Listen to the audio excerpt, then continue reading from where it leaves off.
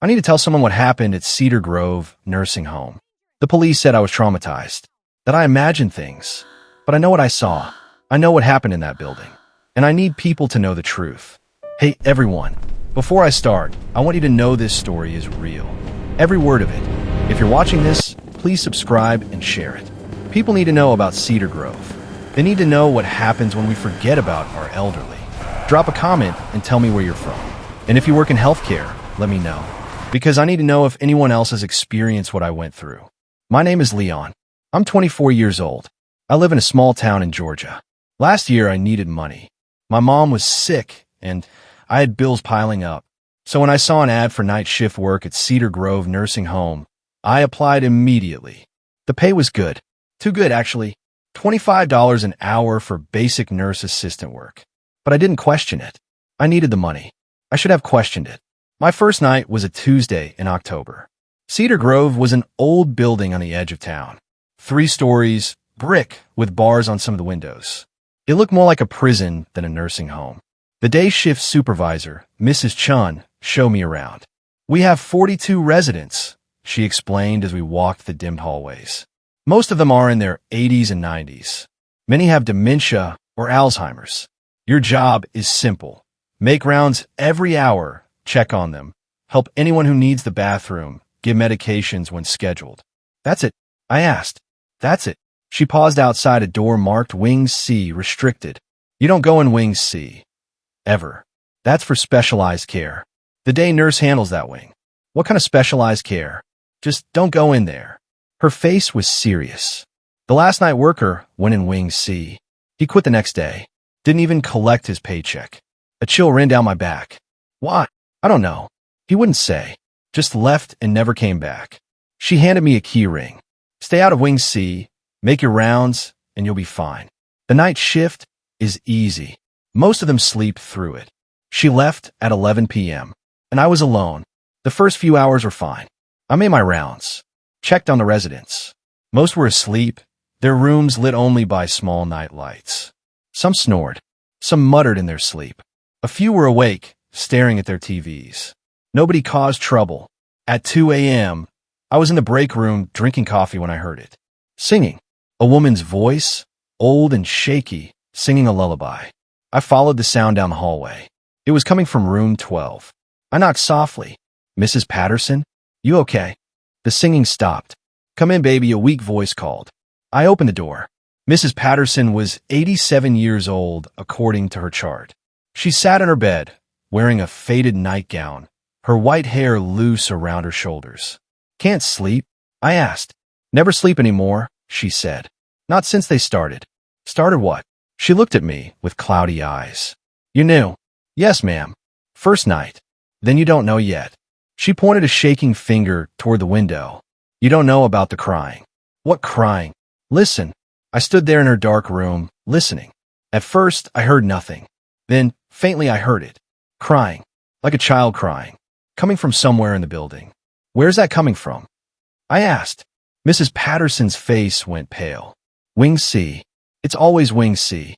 They cry every night. All of them. Who cries? The ones they keep locked up. She grabbed my hand. Her grip was surprisingly strong. Don't go there, baby. Don't go to Wing C.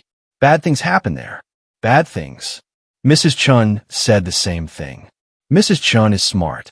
She knows. Mrs. Patterson released my hand. The last boy who worked nights, he went in Wing C. He saw things. He ran out screaming. Never came back. What did he see? She looked at the window. I don't know. But sometimes I hear the screaming. Late at night. And it's not just crying anymore. It's screaming. I felt cold despite the warm room. Try to sleep. Mrs. Patterson, I said quietly. I'll check on you later.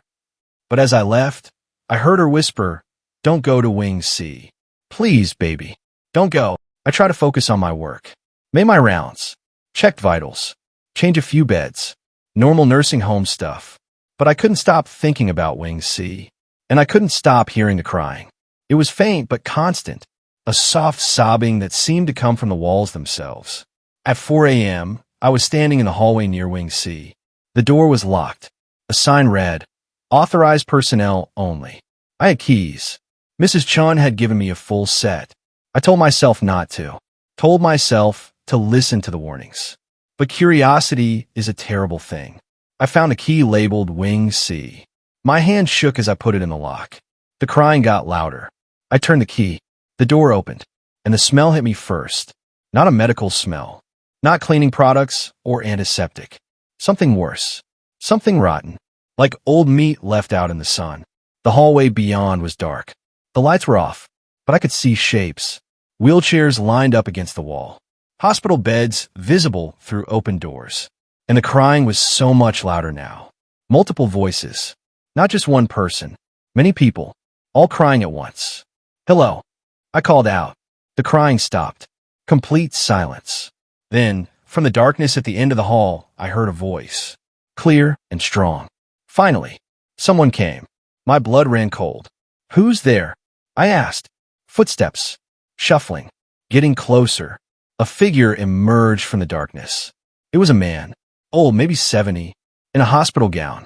Walking slowly toward me. But something was wrong. His eyes. They were wrong. And his mouth. It was smiling. But not a normal smile. We've been waiting, he said. Waiting so long. Behind him, more figures appeared. More residents. All walking toward me. All with those wrong smiles. I slammed the door shut. Locked it. And ran. I spent the rest of my shift in the break room. My hands wouldn't stop shaking. What the hell was in Wing C? At 7 a.m., Mrs. Chun arrived for day shift. She took one look at my face and sighed. You went in, didn't you? I nodded. God damn it. She sat down heavily. What did you see? People. Residents. They were walking toward me. All smiling. But something was wrong with them. How many? I don't know. Maybe 10? 15. Mrs. Chun rubbed her face. Listen to me carefully. What you saw, it's complicated. Complicated how? She looked around to make sure we were alone. Wing C is for end-stage Alzheimer's and dementia patients. The worst cases. People who are barely there anymore. They seemed pretty aware to me. During the day, they're catatonic. Non-responsive. We feed them through tubes. They don't speak, don't react, don't move. They're basically alive, but not living. But at night, something changes. Her voice dropped to a whisper. They wake up. All of them. They walk around. They talk. But they're not, right? It's like something else is using their bodies. I felt sick. What do you mean, something else? I don't know. The doctors don't know. It started about 6 months ago. We had a patient die in Wing C, Mr. Harrison. He died around 2 a.m. And that same night, all the other Wing C patients woke up, started moving around, talking. That's impossible. I know, but it happened. And it happens every night now. From midnight to 6 a.m., they're awake, active. After 6 a.m., they go back to being catatonic. Why didn't you tell me? Because the last 3 night shift workers quit after seeing it. We need someone on nights. And we figured if you didn't go in Wing C, you wouldn't have to deal with it. This is insane. We need to call someone. Doctors. Scientists. Mrs. Chun laughed bitterly. You think we haven't? We've had neurologists, sleep specialists, everyone. They all say the same thing. It's impossible. The patient's brain scans show severe deterioration. They shouldn't be able to walk or talk. But they do. So what, we just leave them? What else can we do? During the day, they're vegetables. At night, they're whatever they are. The families don't know. The patients are dying anyway. We just keep them comfortable until the end. I stood up. I can't work here. Leon, please. We'll double your pay. You don't have to go in Wing C. Just do your rounds in the other wings. Double. $50 an hour. I thought about my mom's medical bills. About my rent. Fine, I said. But I'm never going in that wing again. Deal. That night, I came back. $50 an hour was too much to walk away from. I made my rounds in Wings A and B. Avoided Wing C completely. But around 1 a.m., Mrs. Patterson called for me. I found her sitting up in bed, crying. What's wrong? I asked. My daughter. I need to call my daughter. It's 1 a.m., Mrs. Patterson. We'll call her in the morning. No. Now. Please. She grabbed my arm. They took her. The people in Wing C. They took my daughter. Mrs. Patterson, your daughter is fine. She's at home. No. She came to visit me yesterday. She went to the bathroom and didn't come back. I heard her screaming. They took her to Wing C. That's not possible. Check. Please. Check Wing C. She's there. I know she is. I tried to calm her down, but she wouldn't stop crying. Finally, I called Mrs. Chun at home. Mrs. Patterson is having a breakdown. I told her. She thinks her daughter is in Wing C. There was a long pause. Leon, I need to tell you something. Mrs. Patterson's daughter died 3 years ago. Car accident. Mrs. Patterson has dementia. She doesn't remember. Oh God, she has these episodes sometimes. Just give her the sedative in her medication drawer. She'll sleep. I did as instructed. Mrs. Patterson eventually calmed down and fell asleep. But I couldn't shake the feeling that something was wrong. At 3 a.m., I was walking past Wing C when I heard it. Not crying this time. Laughing. Multiple voices laughing together.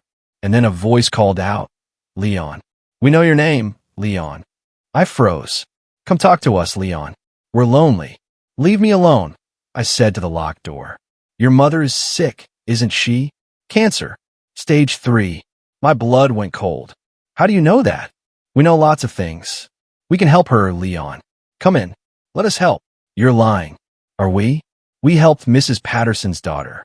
She's here with us now. Happy. Pain-free. Her daughter is dead. Is she?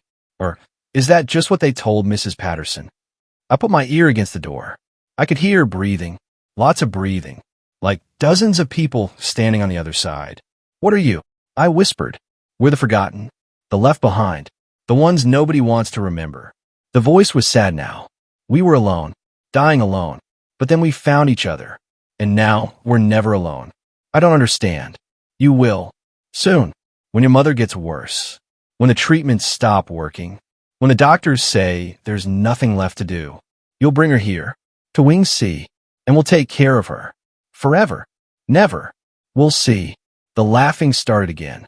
I ran back to the break room and didn't leave until my shift ended. Mrs. Chun found me there at 7 a.m. You heard them talking, didn't you? She said. I nodded. They do that. Try to get in your head. Make promises. It's best to ignore them. What are they? Honestly, I think they're dead. I think they died, but somehow their bodies keep moving. Like the bodies don't know they're supposed to stop. That's impossible. So, is everything else about Wing C? She was right. But I kept working there. Because I needed the money. And because, deep down, I was curious. What would happen if I actually went in? What would I find? I was about to find out. 2 weeks passed. I got used to the night shift. Got used to the sound from Wing C. The crying. The laughing. The voices calling my name. I ignored them. Until the night Mrs. Patterson died. It happened during my rounds. I found her in her bed, peaceful, not breathing. I called it in. The funeral home came. Her body was removed. Standard procedure. But the next night, I heard her voice from Wing C. Leon? Baby? Is that you? I stood frozen in the hallway. Mrs. Patterson? I called out. I'm in here, baby. In Wing C. Come see me. You're dead. They took your body away. Did they? Or did they bring me here? I ran to Mrs. Chin's office and pulled the resident log. Mrs. Patterson's room was listed as vacant, but the Wing C log showed a new admission. Last night. No name. Just a number. Patient number 43. Oh my God, I whispered. I called Mrs. Chun at home. Mrs. Patterson died last night, I said. I know. I processed the paperwork. Is she in Wing C? Silence. Mrs. Chun. Leon, you need to stop asking questions. Tell me the truth. Is she in Wing C? More silence. Then, yes. How? Why? Because that's what we do with patients who die here. We move them to Wing C. But why? They're dead. Are they? Go look at them, Leon. Really look. They're breathing. Heart's beating. They're alive. That's impossible. I know. But it's true. Somehow, when people die in this building, they don't stay dead. They wake up. Changed. Wrong. But alive. I felt like I was going to throw up. How long has this been happening? 6 months. Since Mr. Harrison died. After him, every patient who died here came back. We don't know why. We don't know how. But it happens. We need to tell someone. The authorities. And say what? That dead people are walking around in a nursing home? They'll shut us down. Arrest us. Call us crazy. Because at IS, crazy. I know. Her voice cracked. But what else can we do? They're not hurting anyone. They just exist. In Wing C, away from everyone else. This is wrong. I know, but it's happening, and we're trying to manage it the best we can. She hung up. I sat there, trying to process everything. Then I made a decision. I was going into Wing C. I waited until 3 a.m. Then I grabbed my phone, turned on the video camera, and unlocked the Wing C door. The smell hit me again. Decay and something else. Something medical. I walked down the dark hallway, my phone's light cutting through the darkness. The first room I checked was empty. Just a bed and medical equipment. The second room had someone in it. An old man, lying in bed, staring at the ceiling. "Hello," I said softly. He turned his head slowly. His eyes were milky white. "You came back," he said. His voice sounded wrong. "Hello. Who are you?" "I used to be Thomas Martinez. I died 3 months ago. Heart attack. But I woke up here." "How is that possible?" "I don't know. 1 minute I was dying. Pain in my chest. Couldn't breathe. Then nothing. Then I woke up here. In this room. And I couldn't leave." "Why can't you leave?" "We're tied here. To this place. To each other. We can't go past that door." I checked the other rooms. They were all occupied. All with patients who claimed they had died. Some had died weeks ago. Some months. All of them still here. Still aware. Still trapped. "Where's Mrs. Patterson?" I asked. "Last room. End of the hall." I found her there. She was lying in bed, her eyes open. "Leon," she said weakly. "You came. Mrs. Patterson, what happened?" "I died, baby. But I didn't go anywhere. I woke up here. In this bed. And I can't get out." Tears ran down her face. "Please help us," she whispered. "We're trapped. We can't move on. Can't rest. We're stuck here, aware, feeling everything, but we can't die. We're already dead, but we can't die.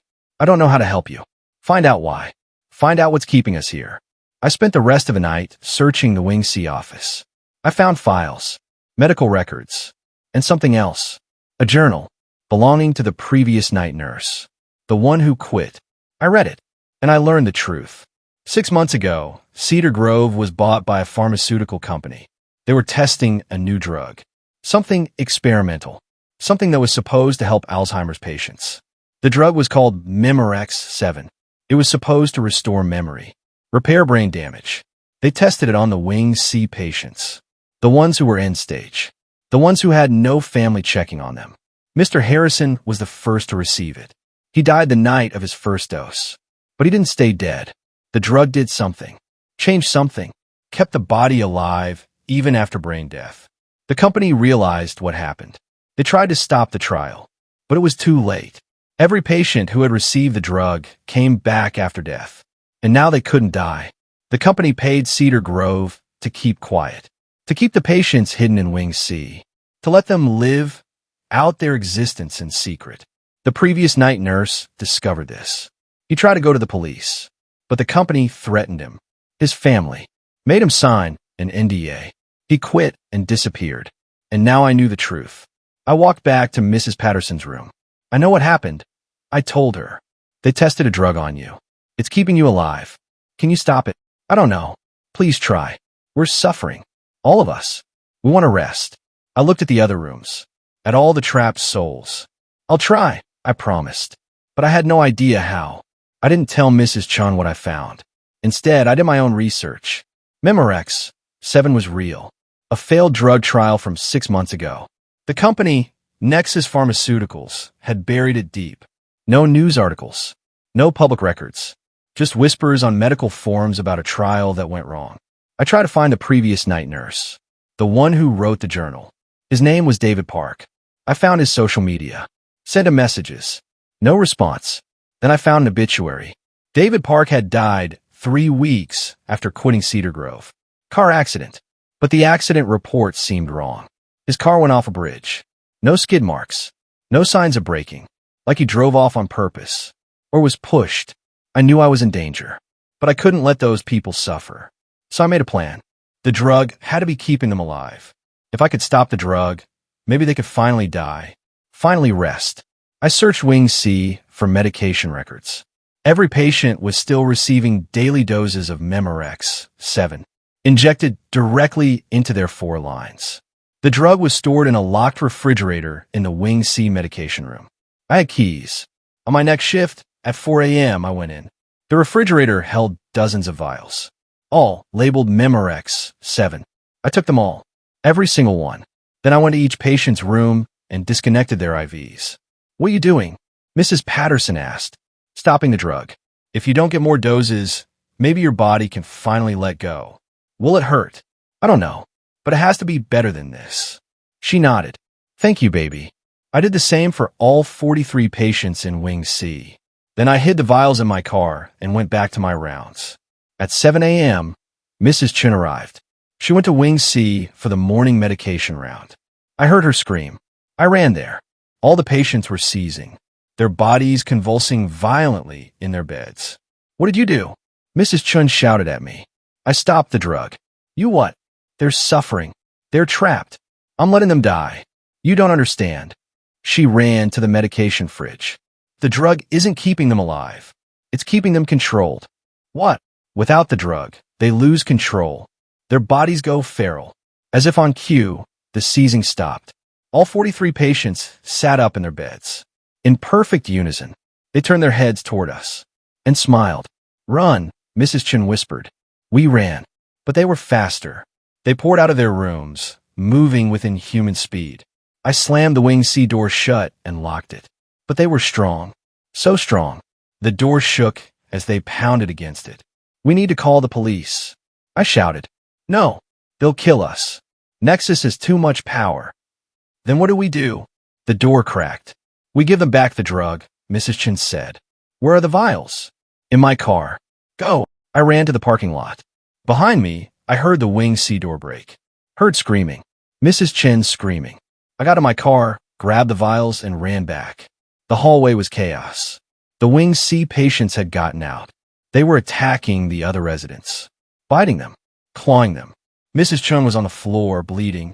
"The kitchen," she gasped. "Lock yourself in the kitchen." I ran there, locked the door. The patients surrounded it, beating on it, hissing and growling like animals. They weren't human anymore. Whatever the drug had been controlling was now free. I called 911. "There's an attack at Cedar Grove nursing home." I shouted. "Multiple casualties. Send everyone." Then I did the only thing I could think of. I loaded the vials into syringes, opened the door, and started injecting them. They attacked me immediately, teeth and nails tearing at my clothes. But I fought back, stabbed them with the needles, pushed the plunger, injected the drug. One by one, they stopped. Their eyes cleared. The violence faded. They collapsed, unconscious. I injected all of them, all 43.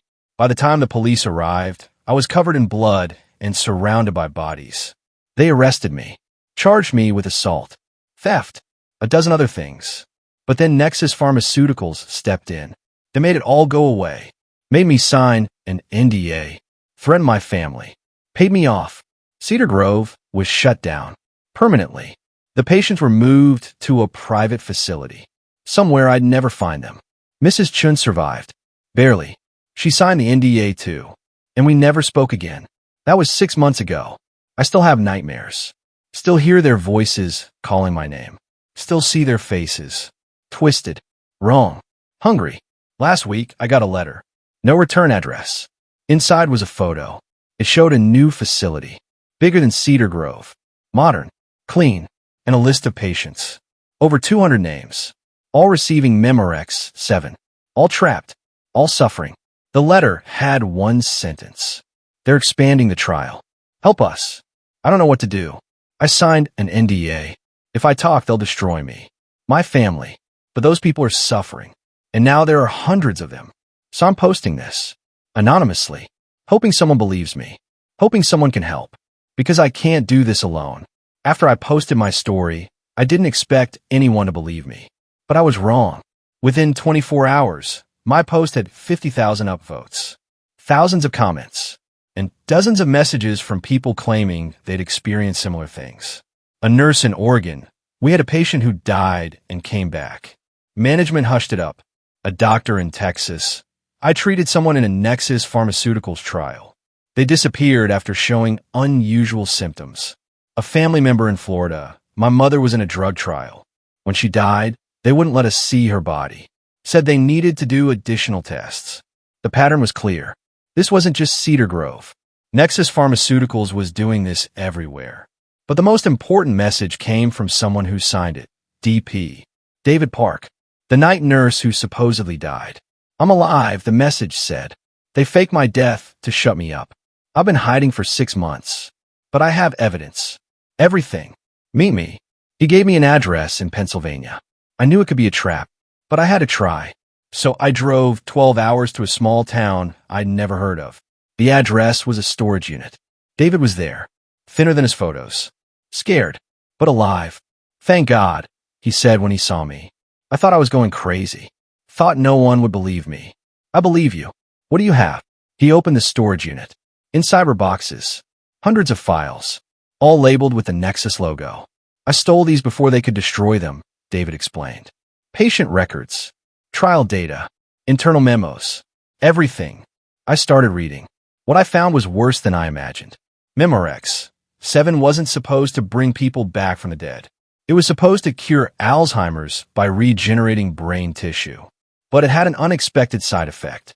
It kept brain tissue alive, even after death, even after the heart stopped. The brain stayed active, aware, conscious, but without the moderating influence of the rest of the body systems, the brain became wrong, violent, hungry, primitive. Nexus discovered this during animal trials. Dead rats would reanimate, become aggressive, attack anything that moved. The company should have stopped there, but they didn't, because if they could control the side effects, the drug was worth billions. So they moved to human trials. They targeted end-stage Alzheimer's patients, people with no family, people no one would miss. They tested the drug, and when patients died and came back, they refined the formula, added suppressants, chemicals to keep the reanimated bodies docile. That's what the daily injections were. Not the original drug, but the control mechanism. Without it, the bodies became feral.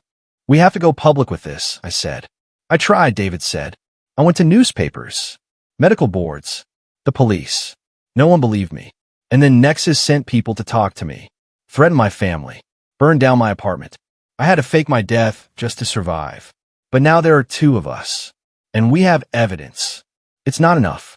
Nexus has lawyers, politicians. They'll bury this like they've buried everything else. Then what do we do? David pulled out a laptop. We leak it, everything, at once, to every news outlet, medical journal, and social media platform we can find. Make it too big to bury. We worked for 3 days, scanned every document, organized the data, wrote a comprehensive report. Then, on a Friday night, we hit send, uploaded everything to WikiLeaks, sent it to the New York Times, Washington Post, CNN, BBC, and 50 other outlets. Posted on Reddit, Twitter, Facebook, everywhere. Within an hour, it was trending. Within 3 hours, Nexus's stock dropped 40%. Within 6 hours, the FBI announced an investigation. I thought we'd won, but I was wrong. 2 days after the leak, David disappeared. His storage unit was cleared out. His phone disconnected. I received a message from an unknown number. Stop. Where you're next. I went to the police. They took my statement, said they'd investigate, but I knew they wouldn't find anything. Nexus was too powerful, too connected. For weeks, I lived in fear, looking over my shoulder, jumping at every sound. Then the FBI released their report. They'd raided 3 Nexus facilities, found over 300 patients in suspended animation, their term for the drugged, reanimated state. The patients were moved to a secure government facility for evaluation. Nexus's CEO was arrested. Several executives charged with human experimentation and covering up deaths. The company dissolved within a month. But the patients? They're still alive, still trapped. The government won't kill them, can't kill them legally, so they remain in that facility. Drugged, contained, neither alive nor dead. Suffering. Last month I got a letter from Mrs. Patterson. She's in the government facility now. Thank you for trying, she wrote. But we're still here, still trapped. Maybe worse now, because we know we'll never be free. They say the drug is permanent, that there's no way to reverse it. that will exist like this until our bodies finally decay enough to stop functioning. That could be decades. I'm tired, Leon. So tired. If you ever find a way to help us, please do. We just want to rest. I don't know how to help them. The drug is in their systems, changing them at a cellular level. Even if we stopped administering it, they'd just become violent again. There's no cure, no solution. They're trapped forever. So I'm sharing this story, not for justice. That's already been served as much as it can be, but as a warning. Be careful what medical trials you sign up for. Read the fine print. Ask questions, because sometimes the cure is worse than the disease. Sometimes, in trying to save lives, we create something worse than death. And to the patient still trapped in that facility, I'm sorry. I tried. I failed. But I won't forget you. If you made it this far, thank you for listening. Please subscribe and share this story. The more people who know about Nexus and what they did, the less likely it is to happen again. Drop a comment and let me know your thoughts. And if you know anyone affected by medical trials gone wrong, please reach out. We need to hold these companies accountable. Stay safe out there. And remember, not everyone who walks among us is truly alive.